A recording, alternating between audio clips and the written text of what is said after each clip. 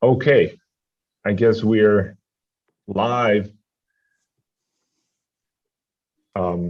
Thank you everyone for attending to this third session of this conference titled the first conference between Chile and US West on water law and policy. This is our third session. We had two very fruitful sessions on Tuesday. In this third session, we are going to be talking about comparing the water markets in Chile and California with a special focus on adaptation, efficiency, and market segmentation. Just to give you a brief heads up of what we are going to be listening to, we know that both Chile and California each host some of the most prominent water markets in the world.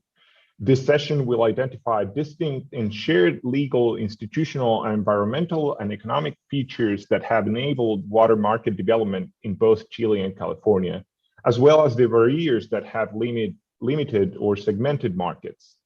This session will highlight whether markets in each location have promoted long-run as opposed to temporary short-run reallocation of water, how infrastructure investment or lack thereof impacts achieving this long-run reallocation, successful strategies for keeping land in agricultural production while also providing dry year supplies for cities, and the role of politics in water markets. This session will also discuss how legal, institutional, or regulatory features yield segmented water markets in Chile and California, whether price transmissions happen across those segmented markets, and how market participation, the number or behavior of market participants on the supply and or demand side has evolved over time. Let me take 1 minute to thank the organizers. So the Center for Climate and Resilience Research Center, Universidad del Desarrollo, Universidad Mayor, Centro de Recursos Hídricos para la Agricultura y la Minería, Centro UC en Derecho y Gestión de Aguas, Centro UC, Center of Applied Ecology and Sustainability de la Universidad Católica, the Arizona State University Center for Environmental Economics and Sustainability Policy, and the Stanford University Water in the West program. So first, let me introduce our first speaker, which is Michael Henneman. Michael is professor of economics at the W.P. Carey School of Business and Julie A. Wrigley Chair in Sustainability in the School of Sustainability at Arizona State University.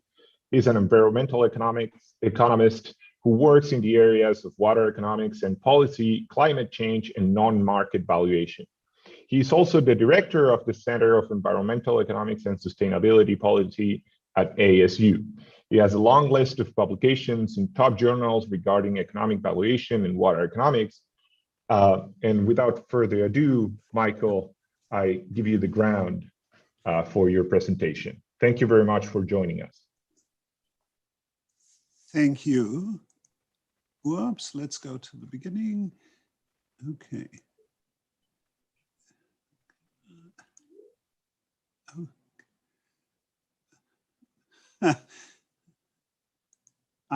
Excuse me, let me, I'm showing my ineptitude with slides. So it's a great pleasure Michael, you should change your sharing screen to the actual view instead of like your presentation view. Yeah, so. If you start a new share. Yeah, right there, show task display settings. Oh, I see. Excuse me. What am I doing? I'm doing, why don't I do this? If this is not too awkward, does this screen work? As you please. Okay, I know how to handle this part of the technology. Okay.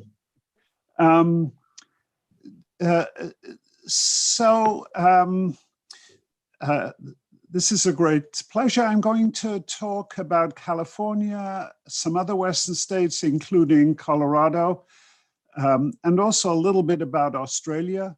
I have learned a lot about Colorado from working with Philip Womble. I've learned about Australia from working with Mike Young. Well, oh, come on. So just, sorry, so what am I supposed to do? What setting should I? Yeah, I think to press the other button there. So if you press. Which button? Up there? Yes. Yeah, there's display settings and. So yeah, that one. Yeah. Okay, thank you. I learned. Okay, so the issue of water markets is really about water rights. That's true for every commodity. The water right determines the commodity. Water has particularly difficult water rights. And the key to making water markets efficient or making them socially useful is getting the water rights correct. Now, people throughout human history, people have used water. Throughout human history, there's been a right to use human water. So these are old rights. And the underlying question is whether a society has the ability to modify the right to water as time passes. California is a terrific example of the failure to do that. Even California invented the water rights Western states have. California has failed more than every other Western state in adapting its water rights. Around the world, Australia is perhaps the most successful country at adapting its water rights. And so a question for Chile at the cusp of a new constitution is what good a job it does. So I'm going to explain briefly what has worked, but what has not worked and why it hasn't worked and why it's difficult to fix it in California and the West. Very briefly, what Australia was able to do, which will be essentially impossible to imitate in the US. And then very briefly in the last two slides, talk about some of the future issues. So the basis of my talk is to emphasize two key distinctions. This is the first distinction, the distinction between the short-run benefit or the short-run role of water markets and the long-run role. Most of the discussion in the economics literature, much of the discussion on Tuesday was about the need for long-run reallocation.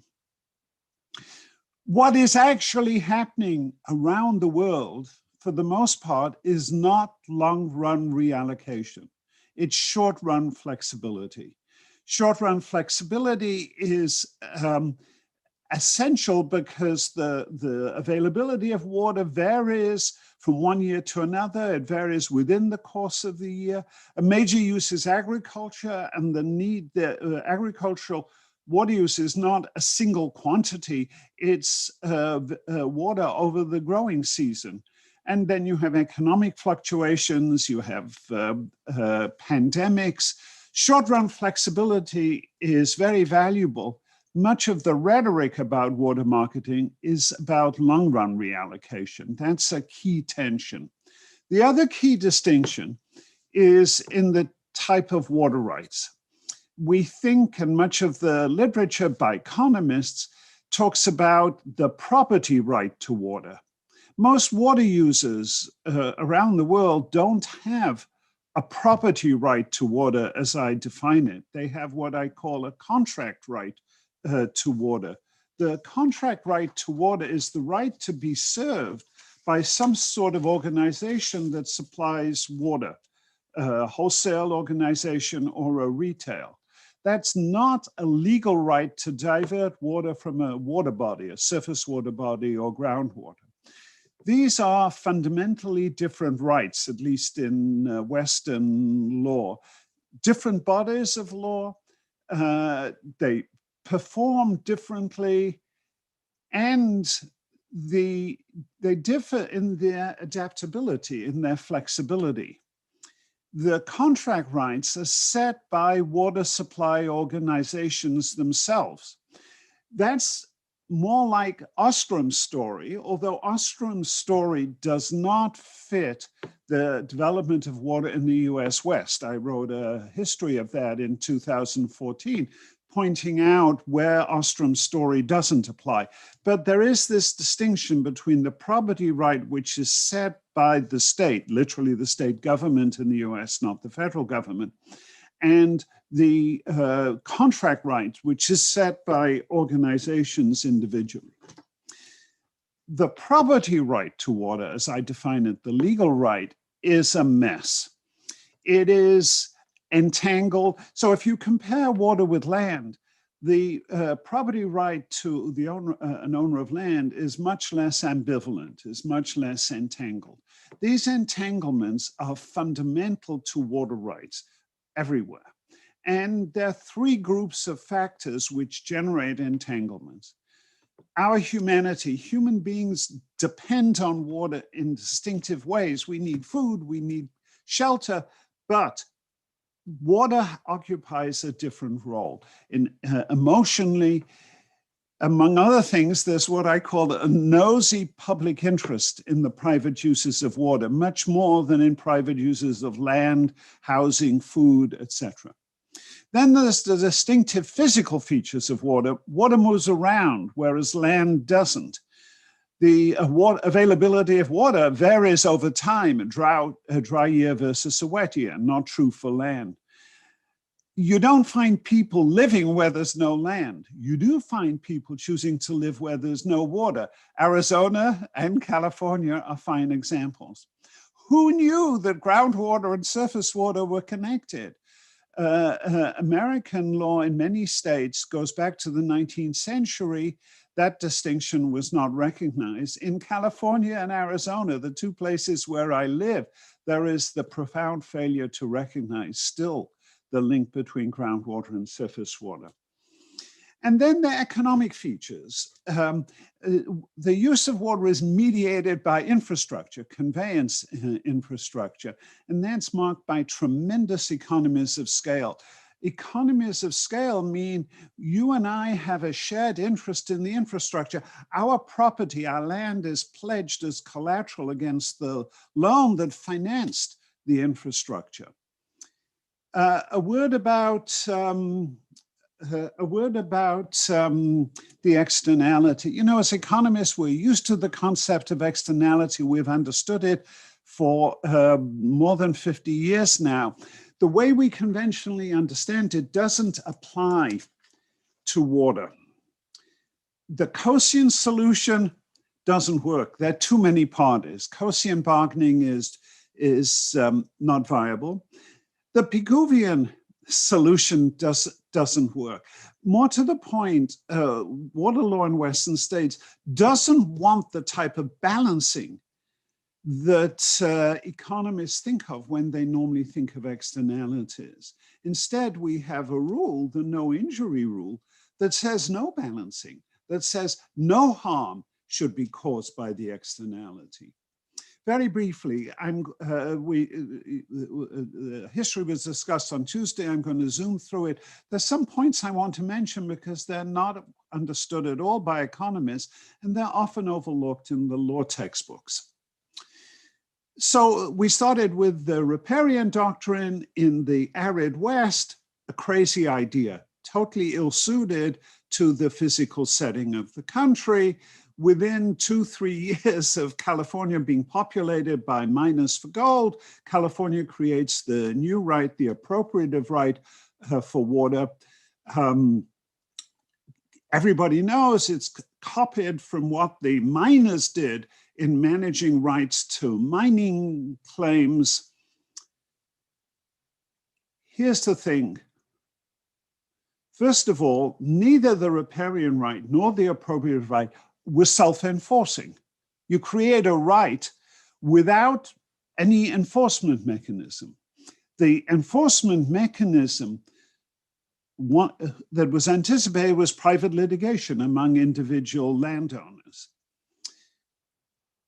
More profoundly, and this is something that's not widely realized, copying the mining right was a category error because there were some key features of the mining right that were not copied with water. And I list these. There was no spatial, the spatial interaction with the mining thing. The rival miner was 10, 20 feet away from you. You knew he was there.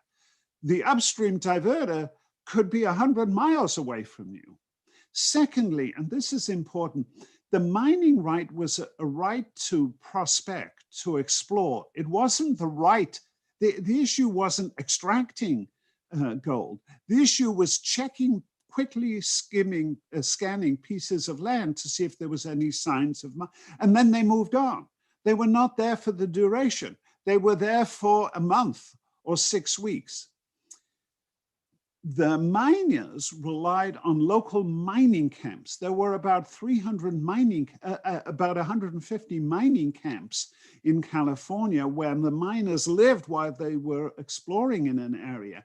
And the camps provided the governance. They provided rules. They provided a recording mechanism. You recorded your claim with the mining camp. If there was enforcement, maybe by guns, it came from your fellows in the mining camp. And if there was dispute resolution, it occurred in the mining camp. This was a system that was going to fail for irrigation because there was no analog of mining camps. There was no central recording. There was no apparatus for monitoring or limiting. There was no apparatus for detecting whether the claims were bogus. And the only dispute resolution mechanism was to go to the county court and sue. And the judges had no idea and were readily bamboozled. And the result of litigation was, it took a long time, it was expensive, it was illogical. You got contradictory judgments for the same river in different counties. The result was a total mess. Other states started having mining booms. First Colorado, then other states. They copy California. They start out with the riparian water rights. They realize this is hopeless in the physical locale. They create appropriative rights, and they run into the same crazy mess that California had, because the original California mining rights are totally ill-suited to irrigation.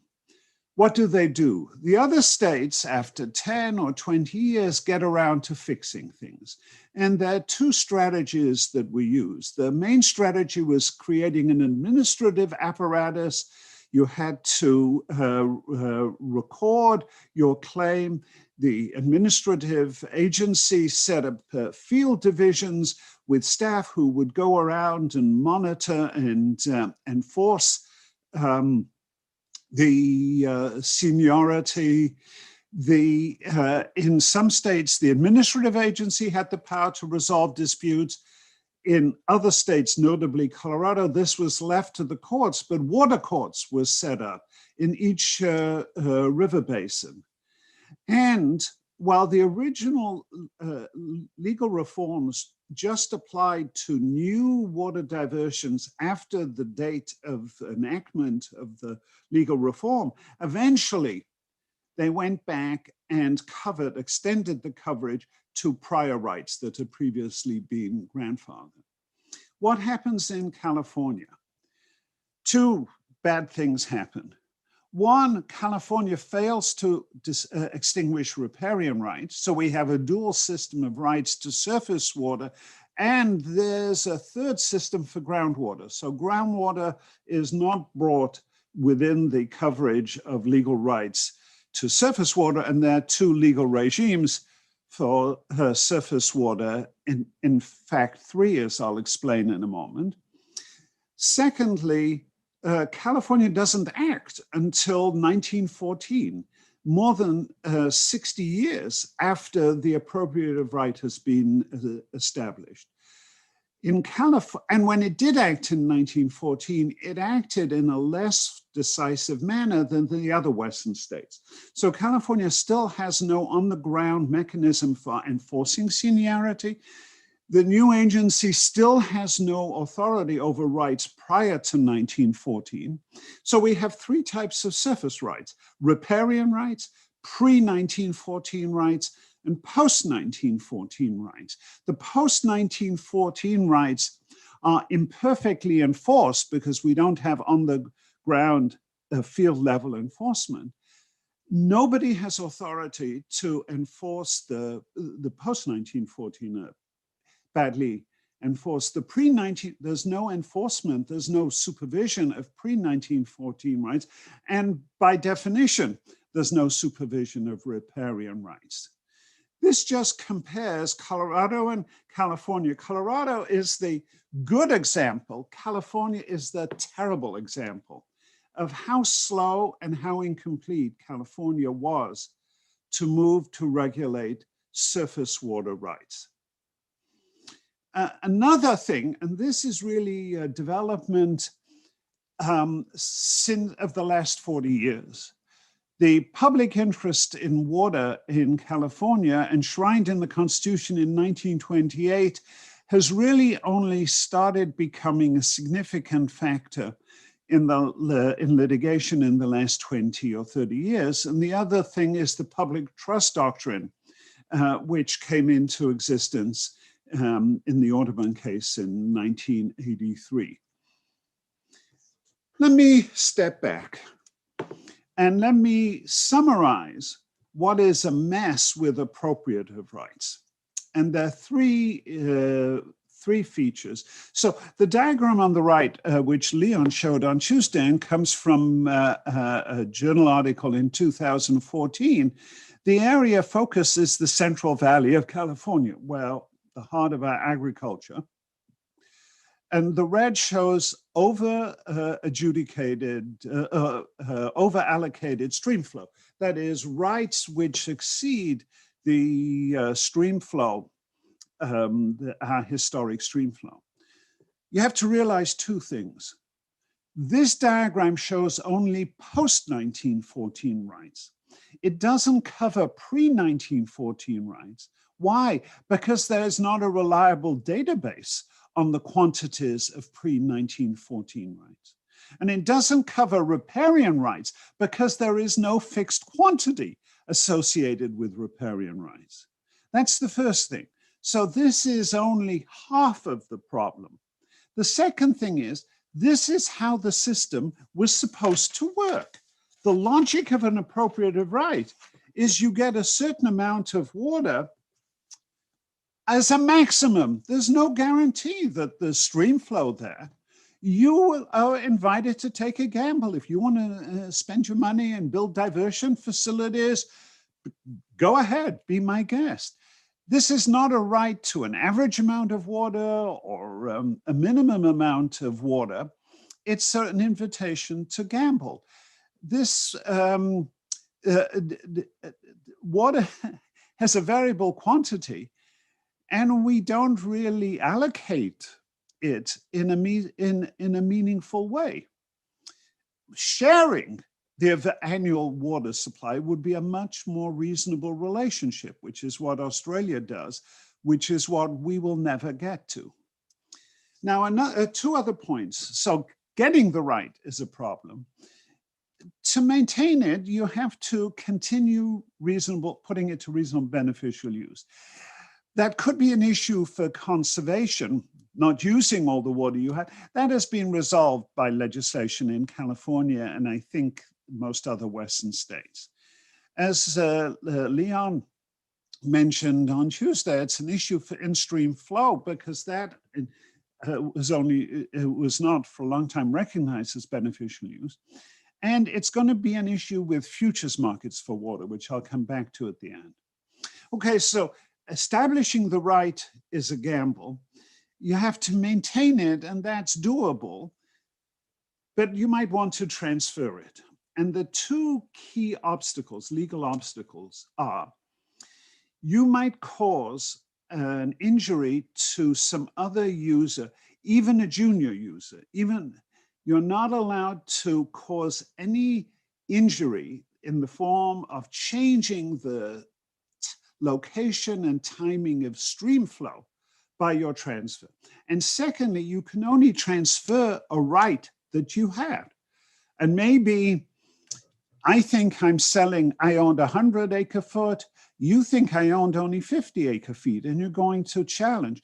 In these cases, the onus of proof is not on the challenger, it's on the person wanting to make the transfer. And this has the potential to generate enormous transactions costs. So let me change from where is this not a problem? What has to be in place for water marketing to work? You have to have good physical connectivity. There has to be no entanglement in the property right. There has to be no financial entanglement. If all these conditions are met, water transfers are seamless. Where does this happen? Particularly where you have customers served by the same retail or wholesale water distribution system, as I'll now explain. And hence you get what's being called a paradox, that informal markets flourish around the world, but not permanent trades. And that's because the permanent trades have to satisfy the conditions under bullet 3 here. So water contract water, which, as I say, is what most water users enjoy. We're connected, there's a distribution system in our water supply organization, and typically the issue of no injury rule doesn't apply. If you and I are customers served by this water district, we have the same standing generally. So there's not an issue, and it's the water organization which is distributing the water, so this whole business of externalities typically doesn't apply. But two things. Some water distribution organizations don't want their members to swap water. That happens. It happens in some cases in California. It's not common. The more important issue is many of these organizations won't allow you to transfer water outside their service area. This is the organization's water. It wants to keep the water within the area. This happens, it's not true. Colorado law stops this in some cases, but not others. In Australia, this was a problem, and Australia eventually resolved it after about 10 years by legislation which forces water distribution organizations to permit transfers, but they can impose an exit fee. I'm currently helping arbitrate a dispute between urban water agencies in Southern California, where the issue of an exit fee is rising. The other thing, though, is over time, I'd say, particularly in the last 40 years or so, there have been moves in various Western states to relax the requirements for transfer if it's a short-term transfer. A short-term transfer typically means a lease. In California, it's of 1 year. I think in Colorado, it's 2 years. And the relaxation consists of waiving away the no injury rule and waiving away the requirement to prove you actually had a right to that amount of water. Now, here's the consequence. Here's what's actually happened. Most water that has been transferred in the West in the last, say, 40, 50 years has either been transferred within the service area boundaries of water supply organizations, or it has been short-term leases of water, not long-term leases and not permanent sales. The consequence of this first thing is that water markets are segmented. I'm in one water organization. I'd like to sell my water to you. You're not in my organization. You're outside the boundary. I can't do that. You're in a different water supply organization service area. You'd like to sell to me.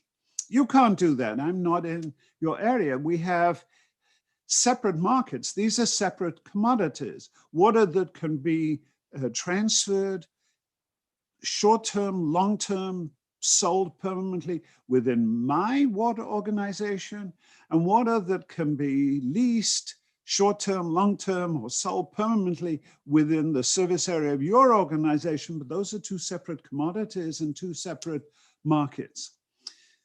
What's happening, therefore, can provide short-run flexibility within service area boundaries, but that works. Maybe not perfectly, you don't get all the gains from trade, but it works to some degree. What you don't get is long-run reallocation on the scale that's needed, unless you have good luck, where, say, the agricultural areas and the major urban areas are both located within the service area of the same water distribution organization. That has happened in Colorado with the Northern Colorado Water Conservancy District and the Front Range cities and agricultural areas. That's fortuitous. It's happened in a certain way with the Colorado River in Southern California. It happens sometimes, but where it doesn't happen, where the needed long-run reallocation is not within the service area boundary of a water distribution organization, you have big problems. What I want to say is economic models that we have don't recognize these distinctions between contract water and property right water. And they also, most of the economic modeling is done a year at a time. And so it also doesn't pick up the distinction between short-run flexibility and long-run flexibility. It treats them as the same thing. And the result is a lot of the existing economic modeling is invalid because it overlooks those two distinctions. I'll end with a few words about Australia. I've written a paper that came out last year with Mike Young. Here's the three key changes. And the most important is that Australia changed the property right to water, starting in Victoria in 1980 and continuing in the other states by about 1900. Water switched from being private property to being something that was an administrative permit that you obtained for a specific period of time from an administrative agency that could be revoked or changed at will by the agency. So water became not private property. That hasn't happened in the US and can't, because essentially we have a takings clause, which Australia never had.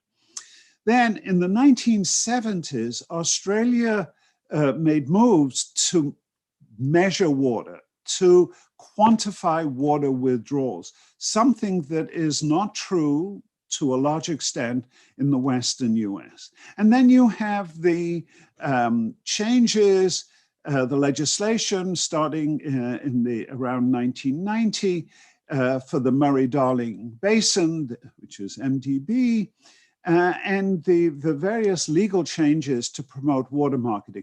But none of these would have worked if water was still private property, or at least they would have been considerably more difficult. And then Australia has the major drought in the early 2000s.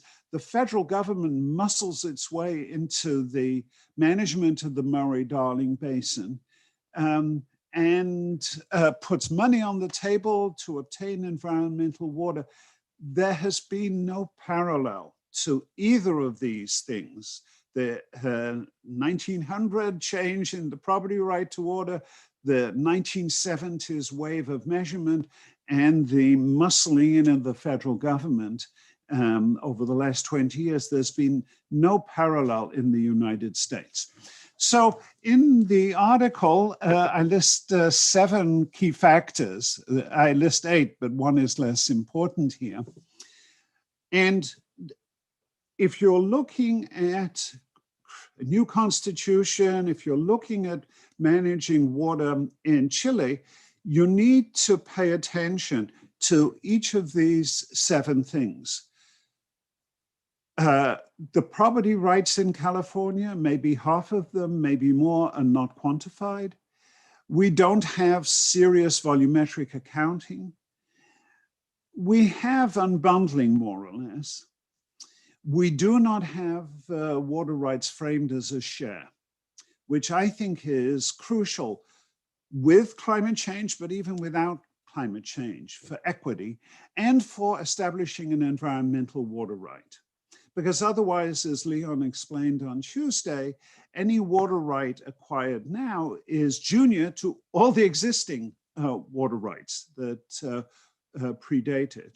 We don't have an easily accessible register of rights. We don't have a streamlined transfer process, except for leases, except for short-term leases.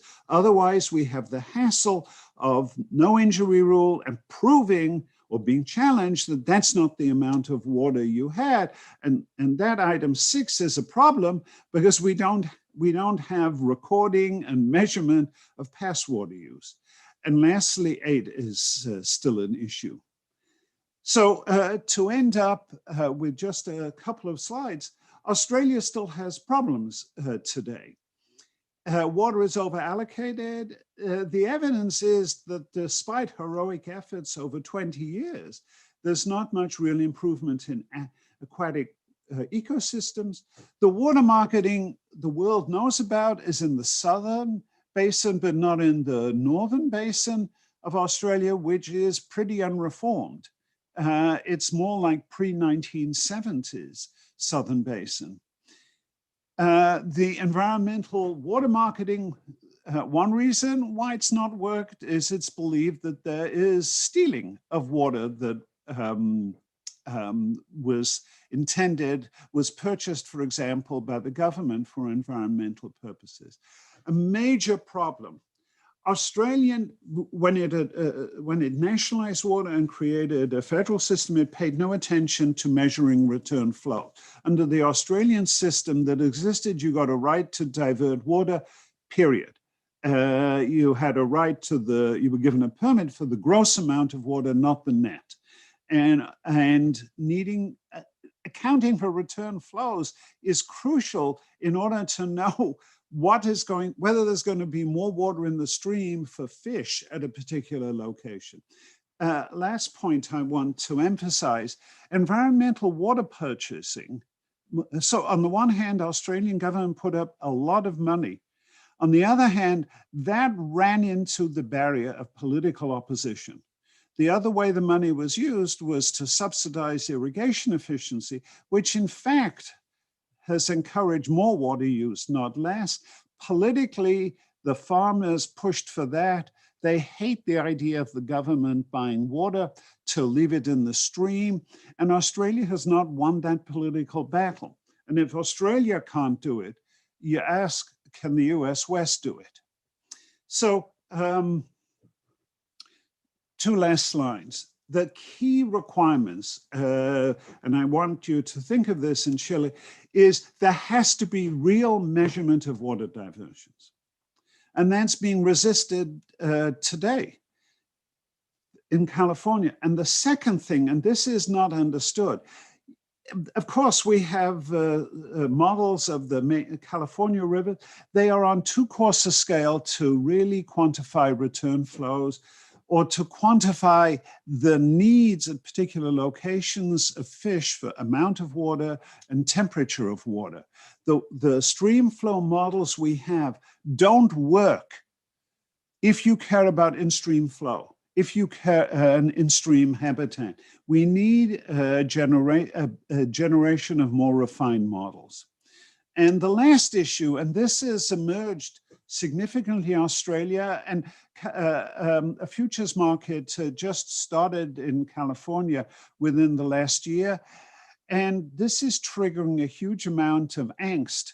And briefly, there is an undying opposition to the notion that people should acquire water for the purpose of speculating, for the purpose of not using it, but for the purposes of holding on to it so they can sell it for more money later. And rightly or wrongly, that is a major, major stumbling block. On the other hand, there are some benefits from a futures market. First of all, the person who's withholding water may actually be a water user who thinks next year there'll be a bigger drought than this year, and it's better that he store his water or somehow acquire futures. So it's not all speculation associated with non-use. Some of it is speculation that improves current use. And if you have a financial entity owning water, the financial entity isn't going to use water, it leases water, that provides, excuse the pun, liquidity to a water market. Is that a bad thing? The difficulty with this issue of speculation and futures markets is defining what is okay, what is beneficial activity, and what becomes excessive. That has not been addressed, I think, in the theoretical, in the academic literature, and it hasn't been addressed on the ground. That is one of the big issues to be dealt with looking to the future. Thank you. I'm done.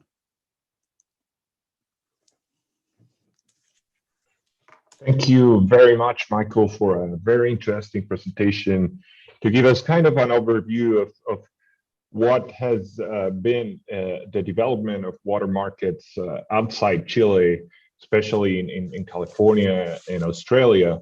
Let me remember to the public, to the audience, that the Q&A box, it's open for you to submit all of your questions. We are going to be addressing those in the Q&A part of this session, which will be at the very last. So just post your questions and we are going to be handling them on the go at the very end of this session.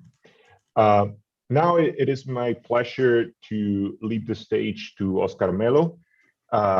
Oscar holds a PhD in agricultural and resource economics from University of Maryland. He's an associate professor in the Department of Agricultural Economics from Pontificia Universidad Católica de Chile. He's also a member of the Centro C de Cambio Global and also part of the Millennium Nucleus Center for the Socioeconomic Impact of Environmental Policies.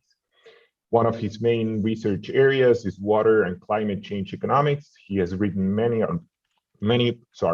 articles published in top journals regarding water markets and water policies, and also served as a consultant and research partner for the General Water Directorate in Chile. So without further ado, Oscar, you have 40 minutes for your presentation. Thank you very much for being here.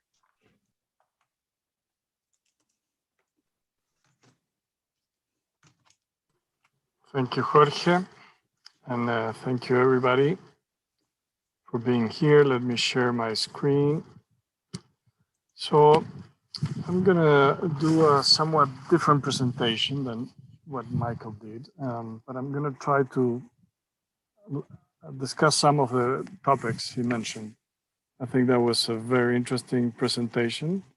I think there are lots of lessons for us in Chile from his presentation. And hopefully we can have a bit of a conversation at the end too. So let me start by going a little bit back. So I want to question, what are water markets for? And I think their main purpose is to allocate or reallocate water. So I'm saying that because sometimes people expect things from markets that are markets really not meant to do. And I think of markets as a socio-technology, a technology of society for this purpose, to make an efficient allocation or reallocation of a good, in this case, water. And as Michael was discussing, markets can be very different markets for water. So first of all, we have short-run markets. Usually they try to address the variability, and they are not based water rights, but usually spot water transactions, so short-term leases, trading volumes of water. And this could become really important to address the challenges that climate change is bringing. But there are also long-run reallocations, and those have to do with more structural changes in production. So there could be transactions between farmers, so maybe moving from one type of agriculture to another. And also it could reflect changes from different sectors, from agriculture to mining, for example. So the idea of markets is that they help us allocate water to its highest value. So it's a search for economic efficiency. So another important reflection here is to think what would be the alternative. So if water was not allocated or reallocated by markets, then what else could be done? And I think this is how it works in many countries. And in Chile, maybe we're forgetting, what are the alternatives? And we can have, for example, a corporation, some type of institution, it could be private or it could be public, doing that allocation. Okay? So there could be somebody in charge saying who gets the water and who doesn't. And of course, it could be done using economic criteria and based on a contract, right, and a price. And that price could be set based on true cost, for example, or not. It could be based on other considerations. And this would be something similar to what water utilities do in many countries. But in this case would be for raw water. So there would be somebody providing the water for the water utility, for the mining company, for the agriculture, etc. And there are several examples in many countries. For example, Israel and Ecuador have systems like that, where there is a state-run company who offers water, and there is a price for that water, and each farmer can sign a contract and get water delivered to its farm, and there is just an allocation problem that is solved through a price. But of course, they're not free of problems, and sometimes it's politically hard to charge prices, or politically hard to do the investments that are required. So this type of allocation mechanisms are usually more subject to the political cycle. So let's talk a little bit about water markets in Chile. The first thing to remember here is that they're not new. We have had private water rights for a long time. Some people reckon that they come from the colonial times. And there's been a long tradition of private investment and management, for example, in water channels. So it's not something that started recently. Water has been considered a national good for public use for some time now. In laws in 1930 and 1951 already established the private property over water rights. So some people think that all this started with the 1981 Water Code, but really what that code did was a change from the last few years that also have made some changes, but in the long-term view, what it did was really to promote and have this market view in terms of the trade. So it was looking to increase the efficiency in a context of a poor country that needed investment and growth.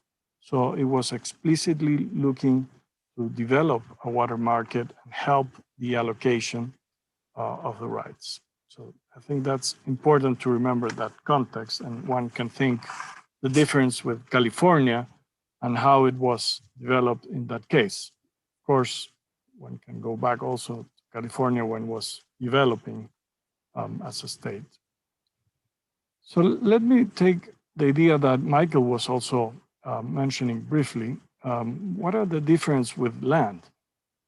And it's probably the closest good that one could relate water with land. Some other comparison have been done with electricity, but there are clearly very big differences with electricities and some similarities. So let me start by saying that there are some clear differences. For example, what land is non-movable, right? And there is variability in water, and there are a lot of physical differences that certainly make a difference for a market. But land is also limited in terms of the use that one can give to that land, right? So there are limitations in urban or rural areas in terms of the plants that are developed. So there are restrictions on how that land can be developed. And there are usually also restrictions in environmental or ecosystem grounds, right? So there are protections that don't allow any use for any land. So there's always some environmental concern. And in the case of Chile and other countries too, mining claims for the underground resources also implies certain limitations in the use of the land, right? So the owner of the land is not the owner of the underground resources. So in a sense, I think there are similarities. Of course, there are important differences, but there are also similarities in the sense that land in Chile and California and other places is private property, but this private property also has limitations in its use. So the fact that the use of water could be limited is I don't think, a problem for having private property in itself. So let me now go to a brief, and I don't pretend to give a full exposition, but try to characterize the water rights and the water market in Chile. First of all, it's important to recognize that there are different types of water rights in Chile. There is a big distinction here in terms of what are consumptive rights and non-consumptive rights. Again, one explanation for this could be the idea to separate the uses and allow and boost the development of hydroelectricity. Again, the context of Chile trying to develop, if there was no separation, if consumptive and non-consumptive uses were not separated, then probably hydroelectricity would not have grown as it did in Chile. Currently, I would say there's no big development going on, but the idea was that by separating these two types of rights, we could have avoided conflicts. In practice, there are important problems in this definition, particularly due to the timing. So even though the non-consumptive right has to return the water, it is clear that when that return comes, at what time or what moment in the year, may imply costs for other users like agriculture. So there is clearly an issue here. There's clearly a problem and has not been yet addressed and is creating conflict. And again, as Michael was saying, a Coasian approach, letting them bargain for a solution, has not worked in many cases. Also, there are permanent and occasional rights. And here, I would like to make a comparison with the idea of the seniority. So trying to understand what this definition does, so permanent right one can extract in any case, and if there is not enough water, then one can take the proportion, the share represented by the rights. In Chile, the water rights are defined in terms of flow, so in liters per second. And how that flow is defined depends on statistics, the hydrology, especially in the case of surface water. And therefore, it has embedded some uncertainty. Because if I'm giving a water right that gives me 1 liter per second, well, I might get that liter per second in a normal year, but when there's a drought, I won't be able to get it. So I will get only, for some years, I will get the volume, the flow I'm supposed to get. And that leaves a proportion of the water when there is abundant water that is given occasionally, and that can be used in that situation. So it's water that is very uncertain, but it's a way of putting a use to that excess water in good years. But I think there is a problem there because in many cases that's not very clear to the owner. And it could, generate some expectations that I'm actually should be able to get that flow, but I'm not necessarily the case, especially in the context of climate change, where we see stronger variations and in some parts of Chile, a decline in the availability of water. So this definition is also problematic. And there's also this definition in terms of how water is used. So if I can continually take out water, or if there is an alternate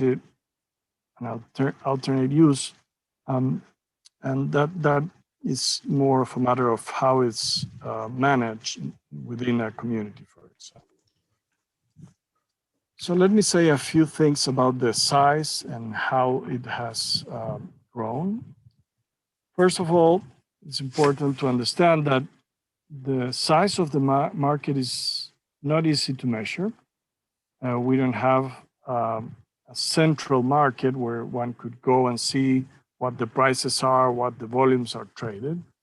All we can see in Chile is the registry of transactions that are formalized, but that not necessarily reflect the actual price. We cannot observe the actual price. We just observe what the seller and buyer agreed to register as a price. Also, sometimes water is traded with land. So there is a trade of water that goes together with land, and that volume is usually not measured. So there could be an important trade that's going on together with land, but it's not registered. And we don't have very good statistics on although some measurements have been done. And once we look at the registries, they are usually incomplete. This has been improving, but it's by no means perfect. And sometimes they don't provide the quantity, the price, or the source of water. And so it's impossible really to have a good quantification of the size of the market. Also, there are other markets, so short-term markets, for example, or leases, spot market, and future markets, and those operate informally, and there are not too many places where one could access that information. In a project some time ago in Limari that we were running, we were running the spot water market, and we were able to have a sense of the size of the market. But in general, there is no information of these markets. So to have a sense. Whoops. We are having some connection problems. We expect to have Oscar. We expect Oscar to be back soon. So in the meantime, let me remember all of you that the Q&A box is still open, and that we will be really happy to have you or to answer all of your questions and address them all.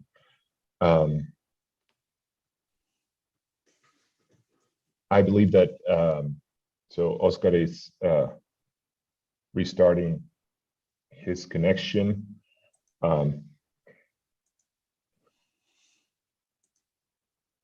I apologize for this incident, and let's hope to have him back really soon.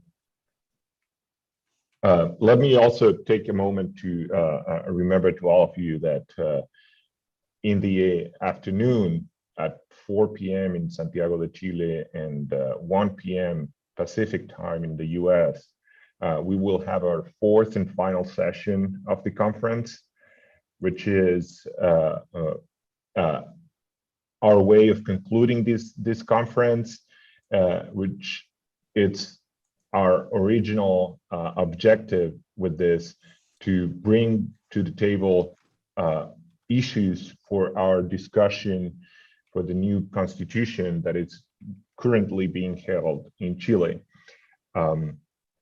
We will have two wonderful speakers, one from Chile and one from the US, which will give us what are the key challenges and what are the key aspects that we should be trying to address in that discussion when facing with the challenges that we've been hearing since session 1, 2, and 3 in terms of legislation and the laws regarding water, regarding environmental flows and water, and preserving water for the environment and the ecosystems. And with this session, the challenges that water markets present, and also the opportunities that they present in this complex scenario where climate change and changing temperatures have brought to us in the droughts. I believe we have Oscar back. Yes, thank you. I made a big mistake. So I was in the sun and it started hitting and it shut down. I lost my connection. So now I'm back here. So let me pick up from where I was. Jorge, can you tell me what was the last thing you heard? Yeah, that you were starting to talk about that precise slide. Okay, good, great, thanks.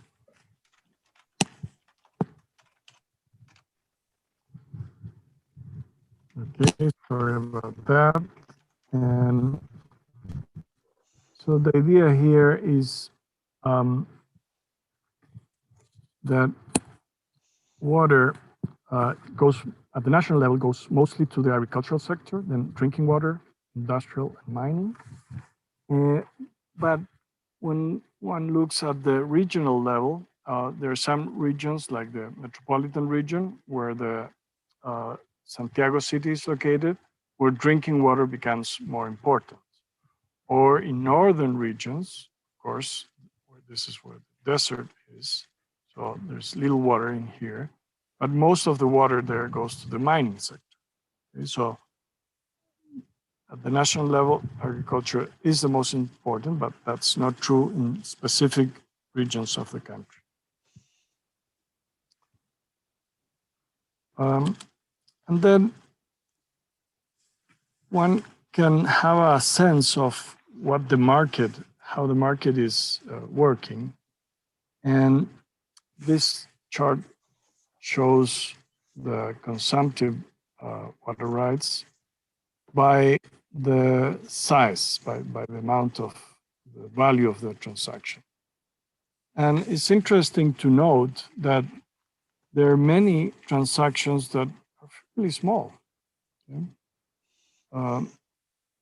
So there is a market here that is not only working for large mining users or large utilities companies, but also small farmers mostly are selling and buying small amounts of water. This is for 2 regions of the country.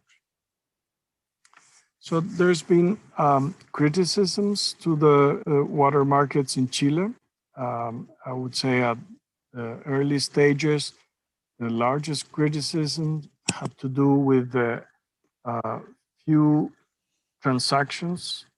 So there was not too much trade going on. And somehow that is understandable. The country was developing, and the initial allocation had a lot to do with the current use. So one would expect not that much trade. But I would say that now that the country has grown and different industries has been developed, the market has matured. There's a lot of transactions. But it is also important to recognize that agriculture has also grown, and it's one of the key developing engines of the economy. So it's an important exporting sector. So there is a fight between the main exporters, like mining, for example, and agriculture for water use, as well as the drinking water and the growth of the cities. Another criticism had to do with the shallowness of the markets, that they were not very deep, that only a few transactions were taking place. And that's probably related to the previous topic, and also had to do with the next issue I mentioned here that generates asymmetric information, because many times there are buyers or sellers that are permanently going to the market, have experience, and can have larger gains than the ones that are just a one-time seller or one-time buyer. The other criticism that has emerged, but I think is not really related to the market, is the fact that there are effects, as Michael was saying, on other users. When you move one right from an area to another, you might need to do some changes to the infrastructure, the payment of the fees to the organization, and even reuse or return flows and environmental effects, etc. But that would also happen if there was an allocation by other mechanisms. So it's not exclusive a market problem.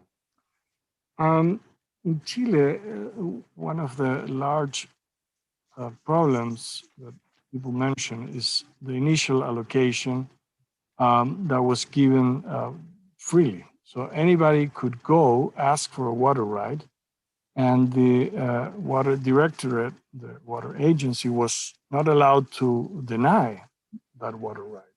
So you could get a water right if you were sitting in the city and just wanted to have a water right.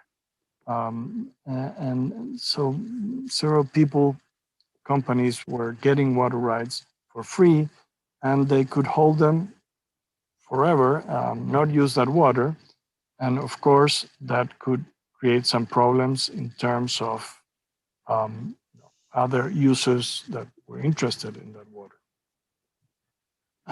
So that has been a problem, and people asking for those water rights being taken back. The other big issue is the environmental considerations. At the time of these laws, there was really very little environmental concerns and no environmental flows or ecological flows were considered at that time. And most of the water was allocated in some places and not considering the effects on the environment. So the allocation of water also led to over-allocation in many places, but especially in underground water. We can see that the over-allocation, and I'm sorry this is in Spanish, but this is an example for a couple of, for 3 regions here in Chile. And this is an estimate of the percentage of over-allocation. So sometimes 1,000%, 4,000%, 200%.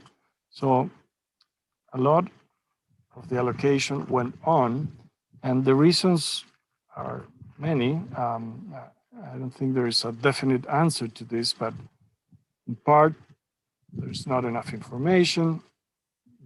There's no clear models telling how much water can be granted.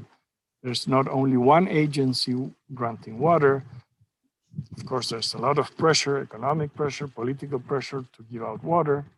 And this overallocation plus climate droughts has led that in some places, the underground water levels have gone down. And that has generated concerns and, of course, economic losses. The transaction cost and the passing of a no-use fee has bring about some interesting issues. So what are the transaction costs? First, you need to search for a trading partner. And this means that there's no actual place for the market. This has been changing, and now one can Google, not markets, right, but agencies, private agencies, that realtors, if you want, that are offering the services of finding these sellers or buyers. And this has been growing together with the market. But there's also an issue with infrastructure.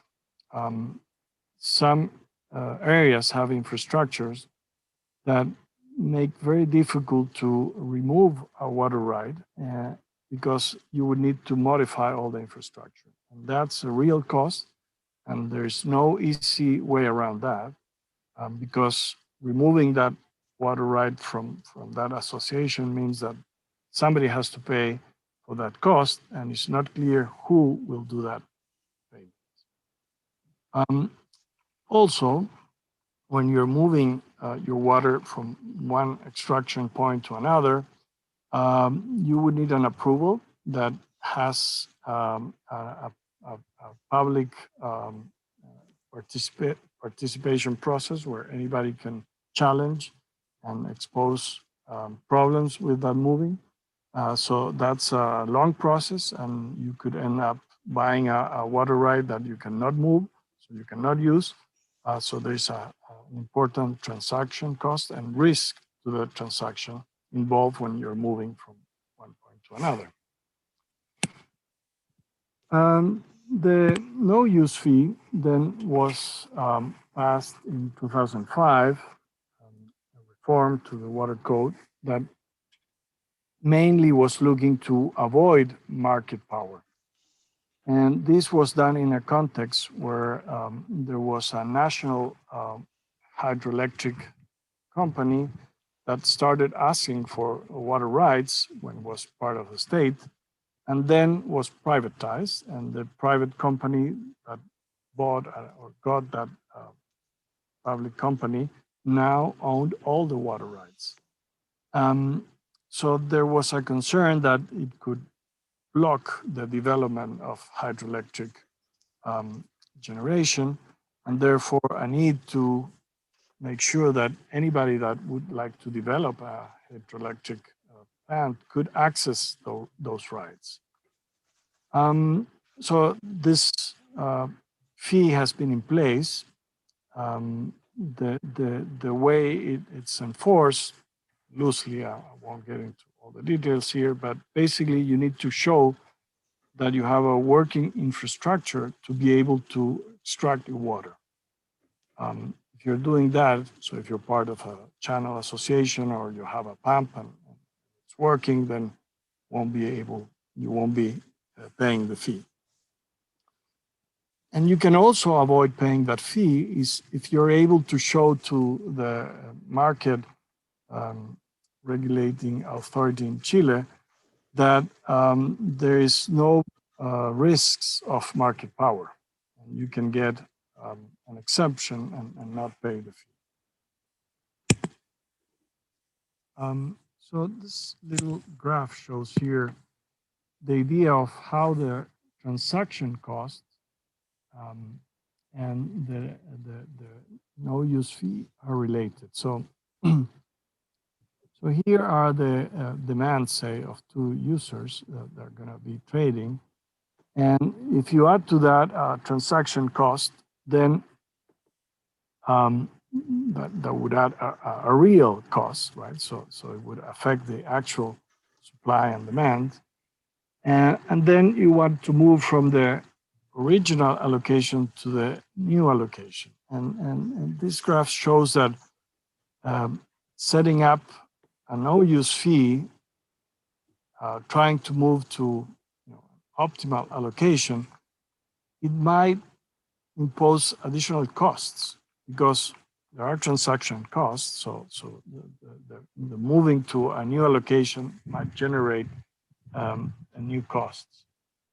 And on the other hand, the fact that you have a water right and that you're not using it, if you combine that fact with the issue that we have over-allocated and we have environmental problems, then there is a positive externality of not using your water right, which is an environmental externality, and it's clearly not considered in this no-use fee.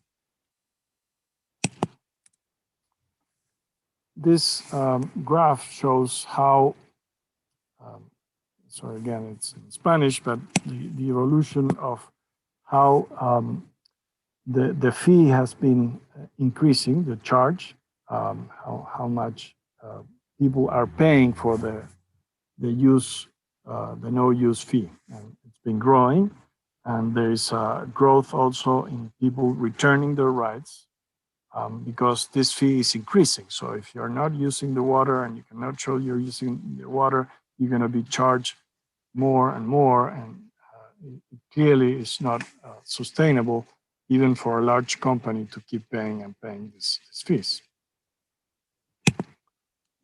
There are some recent developments in water markets in Chile, and I think it's interesting to recognize what's going on. The country has proposed to develop basin plans. So it used to be that there was little planning. Most of the management was done locally, but by the private water users associations. But now we are developing plans for several basins in the country. And in these plans, civil society is participating, which I mean not only water users, but also other interest parties. And also very importantly, there are models being developed that are able to integrate surface and underground water. So these models can be a language where the civil society can start a dialogue with water users and propose, what are the needs, what are the conflicts, what are the problems, where through these models, the questions can be answered.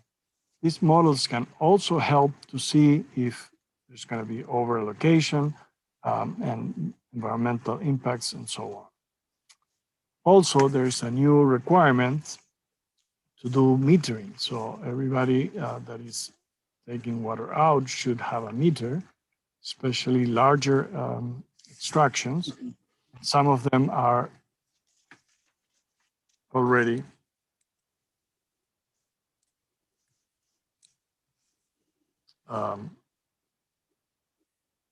sorry, are you hearing me? Yes, we can hear you. Okay, thank you. For a minute, I thought I was done, so let me go. So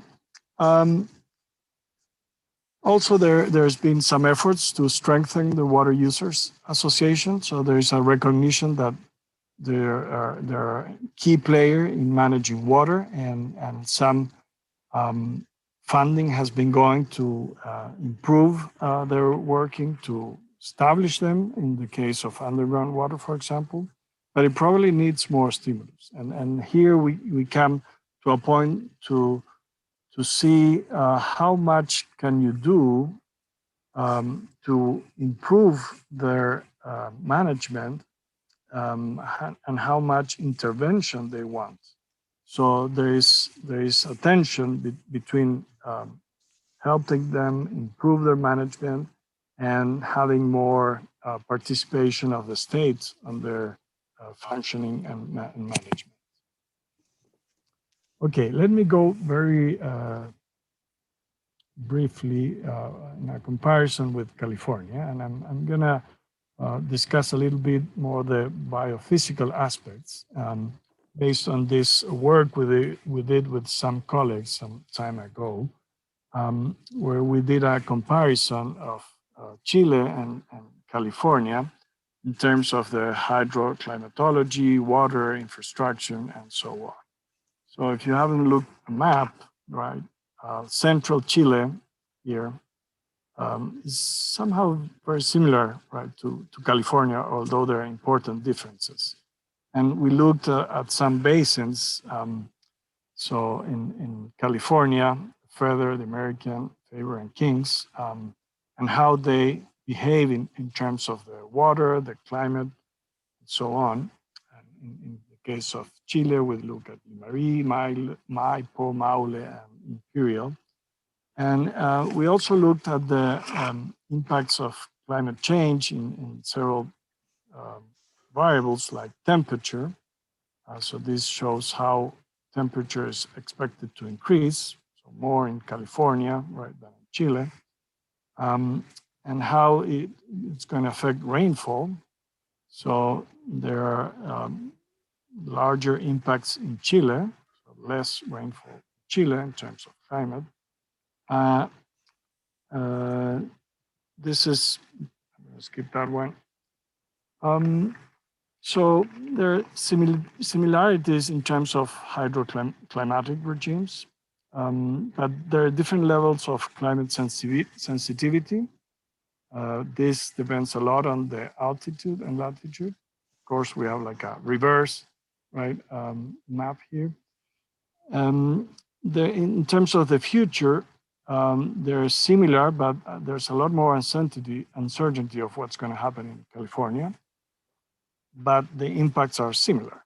So reduced flow and change in the timing of when water is going to be available throughout the year. We also did this comparison, and I'm not going to go through all the aspects here, but I think it's interesting to see the difference in some systems in terms, for example, of the ratio of storage to runoff. In Chile, we see that we have very little storage as a proportion of runoff. California has a lot, so there's a lot of investment, and that allows for better management and potentially more markets. Also, the relevance of agricultural demand is comparable in some areas, not all of them. And in terms of the water rights, so if you look here, as Michael was saying, in California, it's the historical riparian rights and appropriative rights, which we don't have here in Chile. We don't have riparian rights. We only have something more similar to appropriative rights. And And there is the seniority, right? And in Chile, as I mentioned, maybe there is some sort of seniority depending on the type of water right. There's been a discussion of including some priority according to use, so giving high priority to drinking water. The water markets usually operate only within a basin. There's no movement of water from one basin to the other, although there is a discussion of projects that could change that in Chile. And in California, there is infrastructure that allows the water to move between basins. And again, that makes for a larger water market. There is very little low underground water extraction monitor and control. In California, there's new strict control, so there are important differences between Chile and California in terms of underground water. In Chile is underground water right, and it's just recently starting to be an issue, and in California also due to droughts is becoming more important. There are also differences between Chile and California in the reservoir operations. There usually no rules for flood control in Chile. There's been discussion, and in some areas there have been studies, but they're not being developed that well compared to California. The ecological flows are being incorporated only recently. In California, there is larger and longer tradition of incorporating the environmental aspects.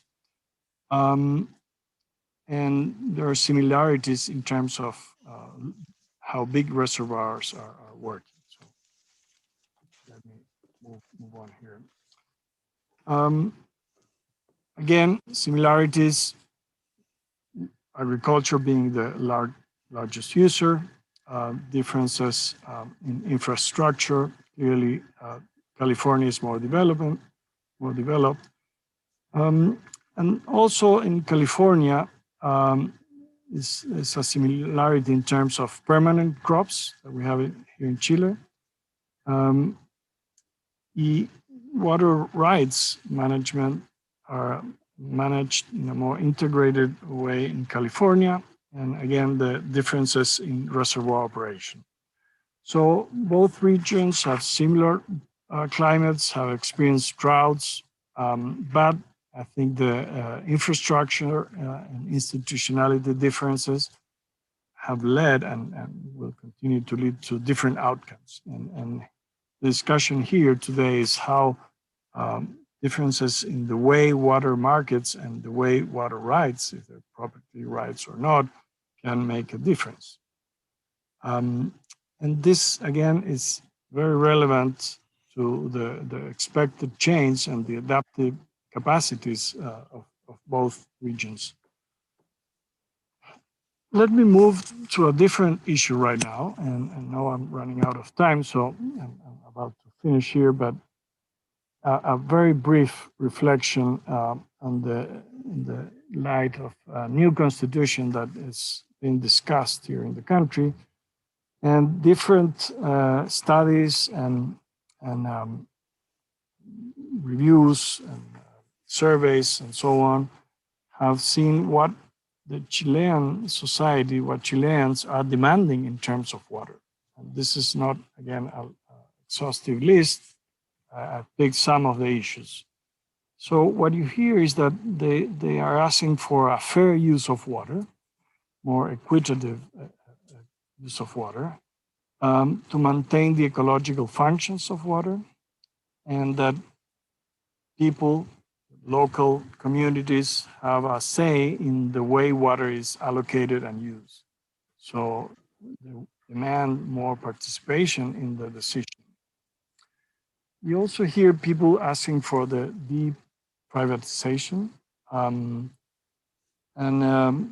What that means is not always completely clear, but of course, one can think that people don't want to have more property rights over water, and maybe they're thinking about licenses, or they're thinking about, this state corporation distributing water. That is not so clear. So I think one of the issues that could address in part these demands and this pressure, this tension, is an idea to separate the productive use from non-productive uses. So I think the water markets are a good device that could help allocate water for productive uses. And the highest bidder, the highest value should get that water, looking, of course, at externalities, but there are some uses that are more cultural, that are environmental, and that they're required for subsistence of human beings, and maybe they should not be included in this trading. So, for example, should we have drinking water competing for water with mining? And mining can pay very, very high prices for 1 liter of water, right? And should we ask average consumer to pay that opportunity cost? Maybe the economics would say yes, but maybe the politics is saying no. And if we were to go into a situation like this, where we have part of the water going to productive uses that can be traded and non-productive uses, then who should decide what is the proportion? And this is a big question. How will consumers, know and the society know how much is enough water for the environment, for example? This is an open question if we would go that way. So let me close with a few conclusions. I think waters in Chile have played an important role in terms of the development. It brought certainty, and that certainty helped investment and the growth of the country. Of course, it's not the only responsible, but in a context of liberalization, for example, it helped foreign investment and the export development. The market itself has taken a few decades, I would say, to actually develop, and that is somehow expected. So I don't think that's a problem. I think it's a feature. There are, although, restrictions due to the infrastructure, especially in irrigation, and those restrictions are not easy to solve with the market. There are true transaction costs. So it's not maybe an easy solution.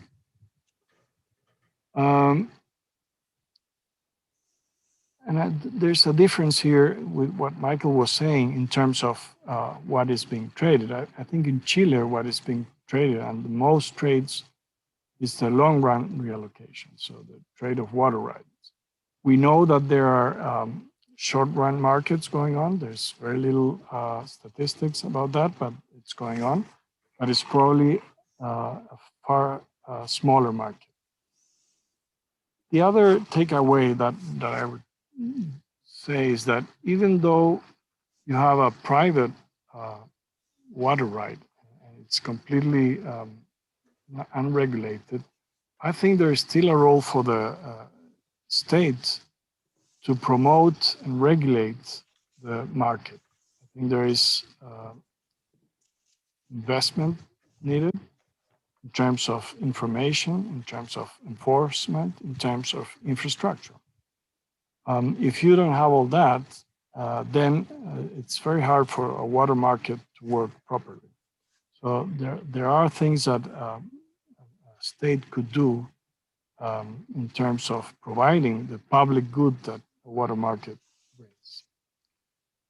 So I think we can extract several lessons also from California and Chile, and I think the example that Michael brings from Australia is very relevant to the point of the discussions we're now in Chile. that can inform and can illustrate what future reforms may look like here in Chile.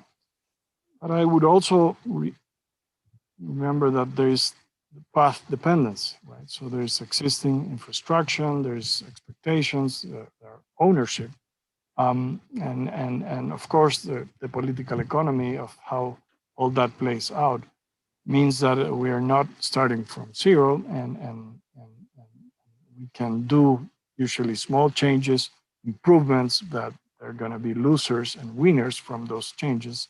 And if we don't keep in mind those effects, any proposal would, I think, be a bit naive. So let me stop there and go to the discussion and questions. Thank you very much, Oscar, for that very insightful presentation. I think between Michael and you, we have covered a very nice chunk of what water markets have been available to accomplish in these different countries, and also what are the challenges that we should be facing in the future and we should be addressing, at least in the case of Chile, in our constitutional convention. Let me say first that all these sessions for the conference are publicly available in YouTube. You can search for UDD TV and then look for the videos for each of these sessions. They are also broadcasted live. So if you want to go back and check them later, you are able to do so.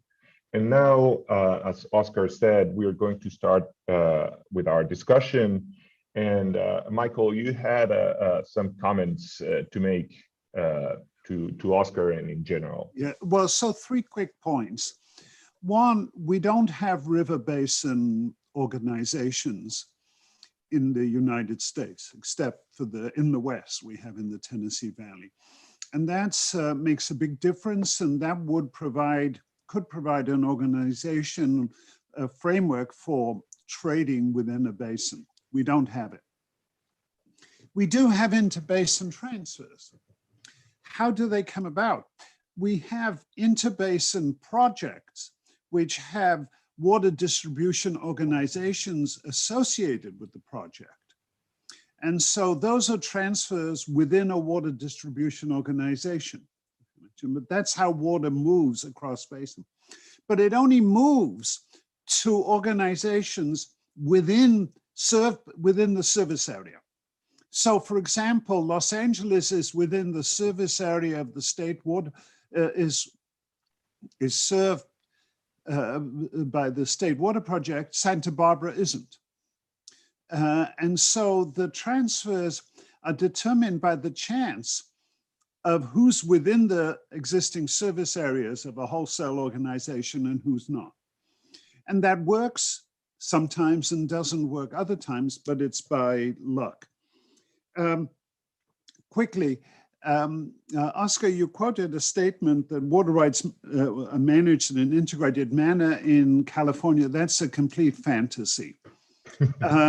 The Water Rights Agency doesn't have authority over maybe half or more of the water.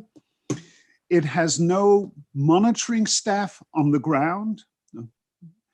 It has no hydrologists, or it has one, and it has no resources. And there's no integration of pre-1914 with post-1914 or riparian, or God forbid, groundwater has no authority. So we have disintegrated and no competence. And last thing very quickly, Oscar, you mentioned the issue of having water rights and but not using them and needing to demonstrate that you're not exercising market power. And that interests me because that's the issue I touched at the very end. This whole question of speculation, of holding water, not to use it, but to speculate. And this whole question of how do you regulate that? How do you draw a line, how you do it? That's an issue that at least Chile is already dealing with, and that might be something useful to learn. That's all I wanted to say for now.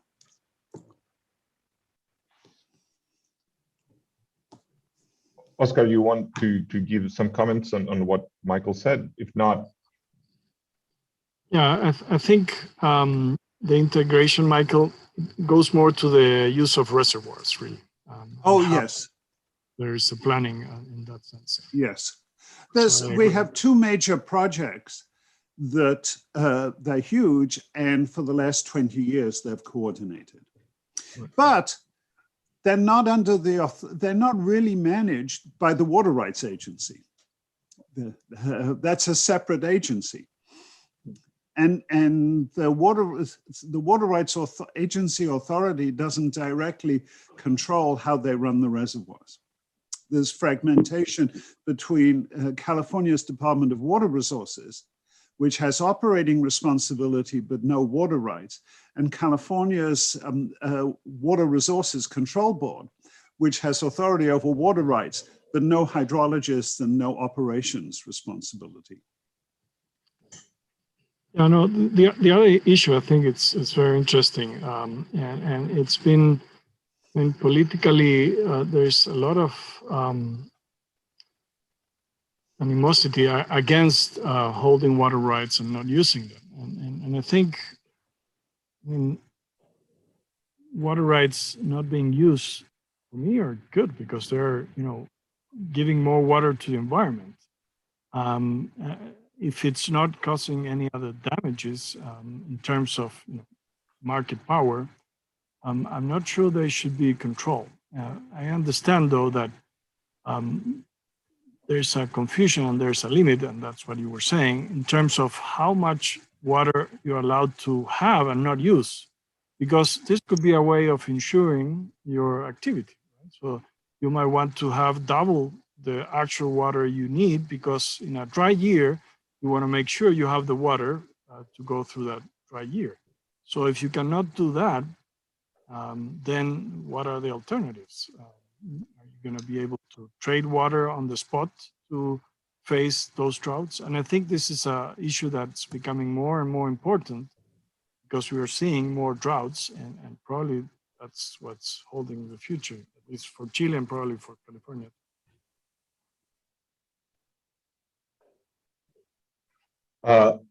So Michael, we have a question in the Q&A, and for everybody to listen it, is after your analysis, property rights over water must be legally modified to allow more flexibility and use of economic instruments.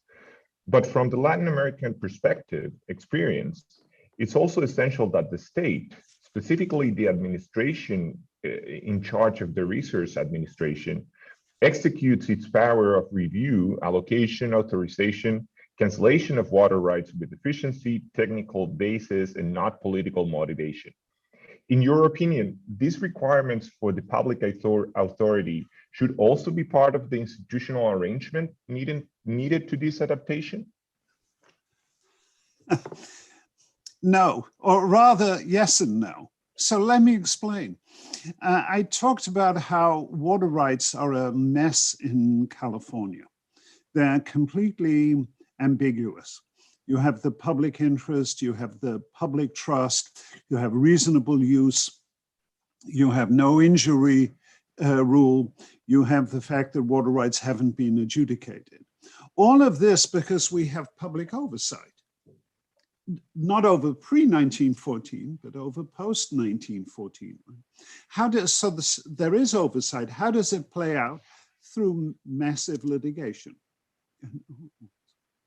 The public trust, what that means, what would violate the public, everything is literally a decade-long litigation. And the result is enormous transactions cost. Colorado has the best organized system, but Philip's dissertation was on the enormous magnitude of the transactions costs. And so this is the challenge. I want what Camilla wants. We have a system that sort of brings that about, but the result is it makes long-run reallocation immensely difficult, except where by chance it happens to sneak through because it's not a property right, it's a contract right, a water contract right. So we have that, but it works badly. So let me say two things. The legal review of transfers, there are two key issues. One, you have to prove that you actually had a right. If we had adjudication, that becomes non-issue. Quite a number of Western states have gone through adjudications. California has refused repeatedly to do that. In order to face climate change, we need to know what the actual what are the existing water rights. Something like adjudication has to happen. The other major issue is third-party effects. If I transfer to you, does it matter? And I make some change in the stream flow, does it matter? Colorado's version is no change in the stream flow, no matter how small, no matter how far in the future, can be permitted. So as an economist, you'd say, well, there should be a trade-off, and some third-party effects ought to be okay, and others should not be okay. And the question is, how the hell do we decide? We need some rule. We need some way of doing that. And we have a legacy effect of existing water rights, which lean in the direction of saying no third-party effects. And so we have a state agency with oversight, but it's kind of refused to make, it's refused to make a meaningful decision. And so we're stuck with the situation that I described. We have another question that was originally addressed to Oscar, but I'm going to extend it a bit on my own to both of you, which is, so the original question is, which institutions, at least in Chile, may have information about water transactions? But expanding on that, I wanted to ask both of you, what do you think is the role of information what role does information plays in the development of water markets? And in particular, according to what Oscar mentioned at the very end of his presentation, and what Michael also addressed at the end of his presentation regarding these future markets, how do you think that, can we implement more information? What type of information should we need to bring to market participants, and how that changes, or how do we expect that would change water market activity? So I don't know who wants to go first. Okay, let me start by linking your questions to what Michael was mentioning before, because I think return flows are critical, and they're a huge externality. And in that sense, information understood maybe as modeling and understanding how water flows within a basin could be key to reducing the transaction costs. So for example, in Australia and other places, they have these coefficients, that you can translate a conversion rate between one point or another.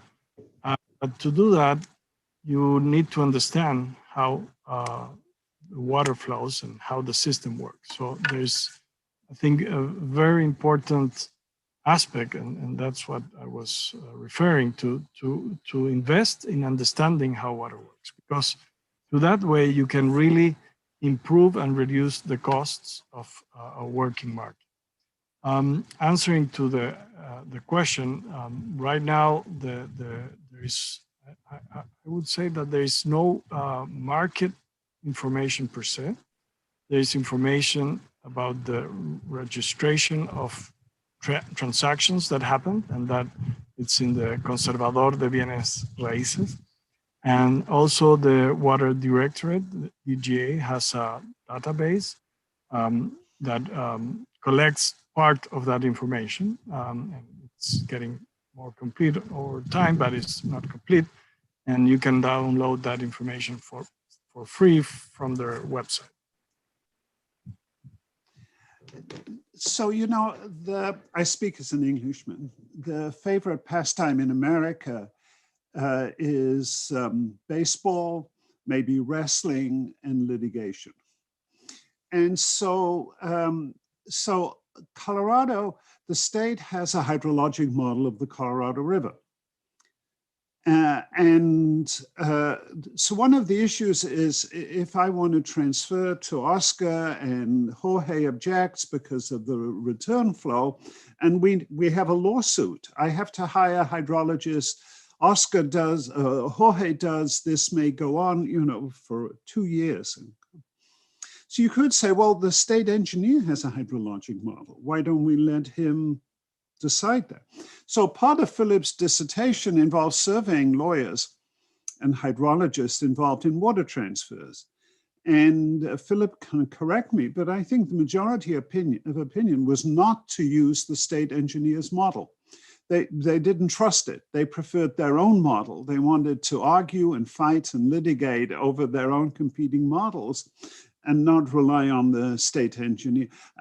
This is an illustration, if you like, of the social phenomena in the United States, because obviously you could have a model, but there are real questions about whether the models are fine-grained enough to measure. You have to, of course, model groundwater because some of the return flow is percolation. So all I'm saying is modeling ought to be able to solve this if the parties are willing to rely on somebody else's model rather than fighting it out. With regard to prices, for me, the key obstacle is not lack of price information. The key obstacle is I can't trade with you if you're not in the service area of my district. If you are within the service area of my district, so many districts in California allow transfers, you know, subject to approval of the district, but they don't want to know the price. They don't want you to report the price. They don't want to post it. And many water users don't want, or many parties don't want the price to be. But my sense is you could find out within the district what's going on. You get brokers who know this. So I think price discovery, as an economist, I'd like it.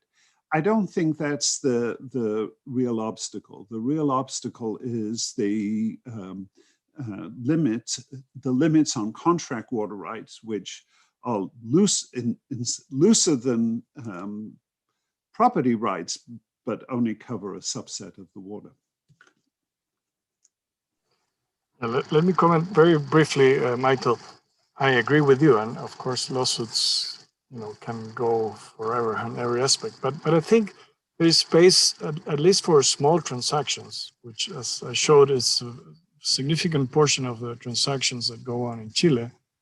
That they're probably going to rely on the state model. So, of course, they could challenge and sue, right? But if there is an agreement, and I think it's political in the end, to use these models, and moreover, these models are built with the community, so all the parties have a say on how these models are developed, which is what's going on right now. I think there are more chances that less lawsuits are going to come to these models, and therefore I think transaction costs could go down, not go completely away. Right. So how come you said the models are built with the participation of the community? That doesn't happen in America. There's no, in the where there's no river basin. The state engineer, you know, builds a model. I was involved at the beginning of my career when California was building a model, and the USGS was doing its own model, wouldn't release any information. Each agency acted as I think the river basin river basin agency, which Australia has for the Murray-Darling, I think that makes a huge difference, and that changes the political dynamics. This is really the point I want to make. I think it makes a huge difference, but it doesn't have standing in the West. And I mentioned the Colorado because Philip and I were both stunned that people wouldn't say, okay, the engineer has a model. You know, why do I need to hire my own hydrologist? But that's, you know, and obviously the legislature could impose the requirement that you go with the state engineer's model. But there's political opposition and they don't have the guts to do that. As I say, a river basin, you know, structure, I think would over time change the political dynamics. So we have one final question before we run out of time. And this was originally meant to Michael, but I'm going to extend it also to Oscar and see what he thinks from the Chilean perspective, which is we saw that over early in this year, early in last year, California water started being valued in the stock exchange via the futures market. We want to know, or the audience wants to know, how that has changed, if it has changed, the water markets. And do you think that that could be an option to disseminate better information regarding markets, or how does that influentiate the development of markets? So it's a very new market, and I think the evidence is it hasn't really had any major effect. But that's partly because it's new and it'll take time. I mean, in Australia, the market grew, but over several years. But conveyance, it allows financial hedging. So if I think I'm going to have if I think I'll need the spot market next year, and that's going to be very expensive, I can try and make some money by buying sort of futures low and sell them at a high price next year. It doesn't bring physical water. The Australian market can bring physical water because of the connection. And so this is a futures market. So in a sense, you could say it allows you to gamble. If I think, there's going to be a bigger drought next year, and people don't recognize it, I could make some money by buying futures. It doesn't actually move water around, so in a sense, it's harmless. In the same way that if I think England is going to win the World Cup, after never having done that, I could do that, and it doesn't affect the outcome of the football game. And of course, it arouses these issues of speculation. And as the challenge is to think through them and find a way of addressing them.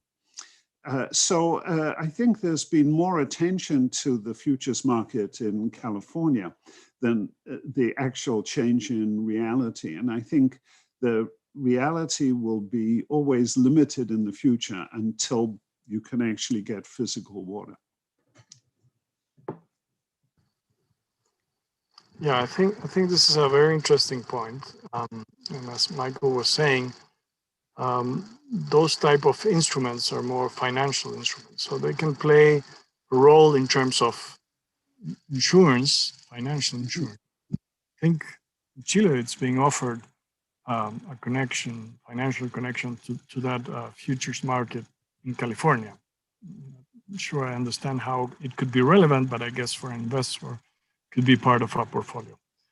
But I think there's also another kind of market that my colleague, President Vicuña, who's right besides me here. Hello, Michael. Good to see you. Very great to see you. Yes. So we've been working on this idea of developing future contracts of actual water. So the idea is basically that you write down a contract in a normal year, and if there's a drought, then you have an option, right, to call for that contract. Right. Yeah. And that could actually bring water to someone that, needs the water when there's a drought, so it's has a higher value for water, and avoids people hoarding or accumulating water rights that are not being used. So this could actually help solve this issue of insuring but not hoarding the market. Yeah, and we have short-term leases, and that's been used for 20 years now by Metropolitan Water District. These are dry year leases. So they're only for 1 year, so they're short-term, so you have no administrative cost, and they provide that insurance. So that works, and that works fine. you need, so you don't have the administrative has, you still have to be able to move the water, but we have a lot of connections between the two major water projects, 3, including the Colorado River. And so that works well. That's what I was getting at. The short run flexibility, I think, works well. And the long run reallocation is haphazard depending upon the boundaries and who's linked inside the boundaries of the same service organization. Well, with that, we conclude this 3rd session of the conference. I want to thank Michael and Oscar for very insightful presentations and for the discussion afterwards. I want to thank all the audience members for attending, and I want to leave you all invited for the 4th session of this conference, which will round up everything we have been discussing, talking about what are the challenges that Chile should bring to the table in terms of our new constitutional discussion, and what are the things that we have to discuss now, and what are the challenges that should be thought about for the future. So thank you very much all for attending. See you in 2 more hours. Bye-bye. Bye-bye. Bye. Thanks.